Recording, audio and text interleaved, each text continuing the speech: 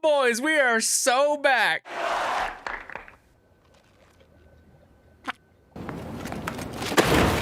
You see the title, you hear the words coming out of my mouth, you know that we are here to talk about Black Ops 7. I'm gonna talk about the trailer, talk about the directs, and see what kind of shit Activision is pumping into the market this year. All right, let's just dive in and talk about it. Now, I'm just gonna keep it a buck, all right? I have really no faith that Black Ops 7 is going to do just about the same, if not better, than Battlefield 6, okay? Apparently, these guys think that their game is too big to fail. If we can be real, I think the only reason why they think that is because, I mean, look at the competition they've had in the past handful of years, okay? What, did we think X-Defiant was really gonna stop Call of Duty? I mean, seriously? When we're talking about the overall product quality from Battlefield 6 compared to Black Ops 7, it's like comparing an elegant lobster dinner to goddamn Fancy Feast. So I want to go ahead and take a look at the Black Ops 7 trailer and see if I can't put my own input about it. It's time to wake up. Yeah, guys, it's time to wake up. Don't buy this stupid shit. How about that? Menendez is a terrorist. We're bringing peace and security to the world.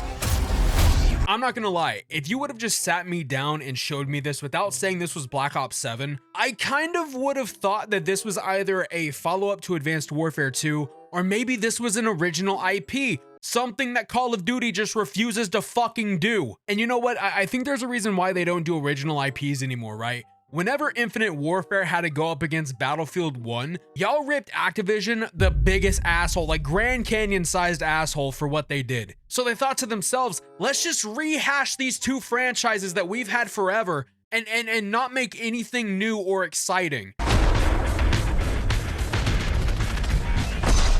Here is my biggest issue with shit like this, okay? You guys tried to experiment with stuff like this in Black Ops 6, right? In their campaign, which I'm not gonna lie, a lot of people had an issue with like the zombies levels and stuff. I actually didn't mind the zombies level. I thought that level was actually fairly well done. However, the in-game levels, where it consisted of nothing but this mind warp time fuck thing, it just was not that good to me. Hindsight 2020, I know I praised it for being somewhat, you know, new and unique. Like, now that I think about it, like, it wasn't even really that well done, in my opinion, right? And I can tell you this right now, this shit right here that you guys are doing with the campaign, it is immediately gonna put people off. Los Angeles doesn't look bad. It doesn't look bad. Now it looks even fucking worse. What is this? Hell yeah, dude, I'm having to break the Pro Tools back out. Like, this right here is just, yeah, fine, whatever. There's a heat level on this AK. Cool, fine, whatever. Like, I don't know, man. Like, there's something about how this level looks right here where I'm just immediately like, you know what? Fuck this, fuck this, fuck this. And like, Tokyo doesn't look bad. Tokyo doesn't look terrible. And look, guys, look, it's confirmed. Yacht's coming back. Oh my God, Yacht's coming back, guys. Aren't you so hyped? To make sure you pre-order the deluxe edition. Like, honestly, this is nothing but just advertisements to get the hype hogs that are so excited every year for Call of Duty to start yapping. Not talking, just straight up yapping. Because I need to know, what about this is more enticing than what we got during Battlefield 6? I need to know from someone in the COD community that doesn't give a rat's ass about Battlefield 6. What about this? What about all of this that you see on the screen right now is more enticing than Battlefield 6? Like, what in the fuck is even this, bro? What is this? I'm like this right here is gonna be the reason why people are gonna just see this on the marketplace and be like, nah, I'm good. There it is, boys, the Vault Edition of Black Ops 7. Look at this shit right here. I'm gonna let y'all know right now, okay? This right here, no one truly cares about. Maybe the beta access, right? Like, maybe the beta access is what people care about in this case. So they can actually try out the game and then realize that they wasted $70 on shit like this. But let's see here. This, all of this, all of this bullshit right here. What's the point? What is the point? Yep, Zombies mode's confirmed, guys. Look at that, Zombies mode. Oh, and Dead Ops Arcade's coming back. Dead Op Arcade's coming back, guys. Pre-order the $100 edition. Pre-order the $100 edition and you get all this. Isn't this worth it, guys? Isn't this exciting? Aren't you having fun yet? Because I'm not. All right, and this is the Black Ops 7 Direct. I'm gonna watch like a spoonful of this and just kind of see where we're at mentally, because if these guys are gonna feed us into the same bullshit they gave us last year, right? Where this is the longest developed Call of Duty that we've ever had, and that it's gonna be a true return to the... Fuck them, okay? Just, no. I'm not buying any of this. I think they're in for a nice surprise, yeah. Weren't we in for a nice surprise, I don't know, last year? What happened with that? You guys lost all of your day one players by December on Steam alone. I don't know what you guys are hyping us up about this year. I'm being so genuine right now. It's a future forged by fear. Yeah, isn't that with like every Call of Duty title though? Y'all just forge every single release by fear. Fear of missing out. And Black Ops 7 gives us the opportunity to take valuable player feedback and infuse it directly into our development to make this the best Black Ops experience. Isn't this what you guys said last year though? Isn't this the same shit that you said the year before that? Is it the same shit that you guys keep repeating every year, thinking that we're not gonna remember what you guys have said over the years? Co-op campaign, cool, let's see it. Throughout development, we found meaningful opportunities to reconnect with characters and storylines from earlier Black Ops titles. But here's the thing though, you guys do it in such a piss poor way. A buddy of mine, Big Fry, I'm pretty sure you guys are familiar with him. He said that COD story writing is so fucking bottom of the barrel, it doesn't matter who ends up living or dying in the stories, because they just bring them back for Warzone, and then bring them back into the campaign, and then bring them back into zombies.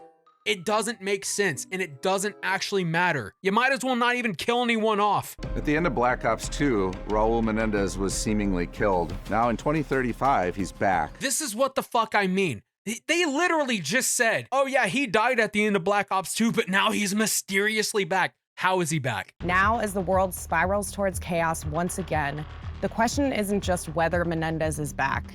It's whether David is ready to face what that truly means. What? Okay, but you haven't explained to us what the fuck that actually means. Like, so is he dead? Is he not? Like, did he fake his death? Like, what are we talking about? I didn't know any better. You guys just use Chat GPT to write all this shit down and then figure it out later. We can go to Nicaragua. We can go to Los Angeles, all within the span of seconds, because there's no limitations on what this mindscape can bring. But you gotta realize, guys, like, not everyone is gonna enjoy that, right? If they're gonna have a war based in Los Angeles, keep it in Los Angeles. You know, having these moments where you're jumping from Los Angeles to Tokyo to Alaska to all these other different places, right? And this acid trip from hell, no one wants to experience that. I sure as hell don't want to experience that. In fact, it would get to a point to where some people will just tap out and be like, I don't know where the fuck we're gonna go next. First, where we can actually integrate seamlessly into the campaign. You're doing a very specialized mission here. I didn't just see this guy. Yeah, so just keep your eye on this guy. So let's check and see if he's okay by the end of it. We can actually integrate seamlessly into the campaign. You're doing a very specialized What? mission here. What? This guy right here, you might as well just patch him up and send him back into combat. Buddy's not even hurt. He's not even shaken. The end game is a social experience where you and your squad will need to master abilities. And you get to do it not just with your friends, but there's another 28 players, so 32 in total.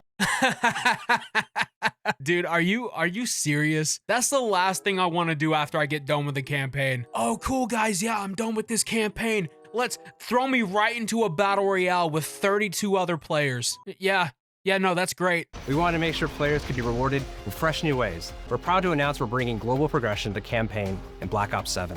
Now, as cool of a concept as that is, right? What purpose does it actually serve? I know that not everyone likes to hop into multiplayer and grind out weapons just so the $70 purchase they made now turns into a giant Warzone update. I understand that. But at the same time, if these guys aren't playing the multiplayer, and they're not playing zombies, and they're not playing Warzone, what is the point of them grinding out the campaign multiple times to level up, to progress their weapons, to progress challenges, to do all this progression if it never travels outside of the campaign? It's just a feature, much like the carryover feature from Modern Warfare 2 to Modern Warfare 3. You have good intentions with it, but the execution, if I had to guess, is going to become flawed. If I take a step back and say what was the vision for multiplayer in Black Ops 7, skins. It really started with that 2035 setting. That wasn't your line.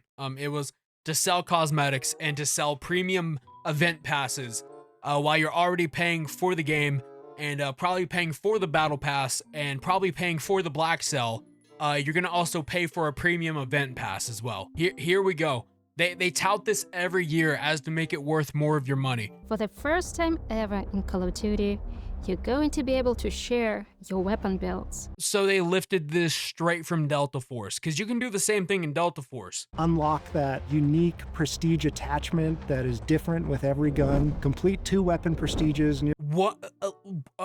50 levels? That seems like a grind now. Graduate into weapon prestige master. And up to level 250 on weapon prestige master? Guys, who has time for this? I understand the intention, right? You want to create more content. You want it to seem more, you know, lively and give you some prolonged sense of progression. But there's 2 caveats that I have with this, right? There's two counter arguments. One, who the fuck has the time to grind through Prestige 1 and Prestige 2 to then get the Weapon Prestige Master? Whenever you got people out here working like 2 jobs and doing all these other side jobs just to pay their fucking rent every month. And I guess the other counter argument that I have is if you guys release these every year, what's the point of adding all of this sense of progression and adding all this sense of quote unquote content if it's just going to be null and void by the time the next game comes out? I mean, I get that they don't shut these games down every year. I understand that. I think with more than one brain cell here, but it's just the simple fact of you've got these games coming out every year. It would be much different if this was a situation where Black Ops 7 was the only COD game we got up until like 3 or 4 years from now. And even 2 years from now, it would still justify this. But with it coming out every year, there's really no need for this. Mark your calendars for the worldwide multiplayer reveal at Call of Duty Next on September. Or you guys can mark your calendar for the day that Battlefield 6 releases. How about that?